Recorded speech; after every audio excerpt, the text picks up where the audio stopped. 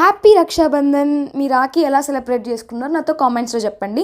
నేనైతే మా పిన్ని వాళ్ళ కొడుక్కి రాఖీ కట్టాను, మా తమ్ముడికి. యాక్చువల్గా ఇది వరలక్ష్మి వ్రతం అయితే వచ్చాను. సో ఇంకెలాగో రాఖీ ఉంది కదా అని చెప్పేసి ఉండి రాఖీ కట్టేసి వెళ్ళాను అనమాట. నాకు పర్సనల్గా సొంత అన్న తమ్ముడు ఎవరు లేరు. నాకు ఒక చెల్లెలు ఉంది. అన్నీ తనే నాకు. అన్న తమ్ముడు అక్క అయినా చెల్లైనా మొత్తం తనే. మా పేరెంట్స్ తర్వాత నన్ను సేఫ్గా సెక్యూర్గా చూసుకునేది తనే అనమాట.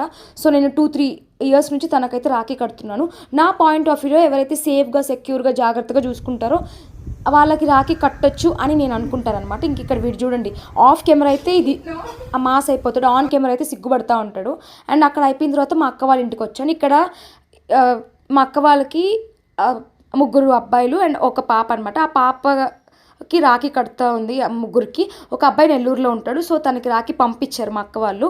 ఇంక ఇక్కడ చూడండి, అవి కస్టమైజ్డ్ రాఖీలు అనమాట. మా అక్క చూసి ఫోటో పెట్టి చేపించింది అనమాట. సో ఇట్లా మా రాఖీ సెలబ్రేట్ చేసుకున్నాము. అంతే ఈ వీడియో. Bye bye.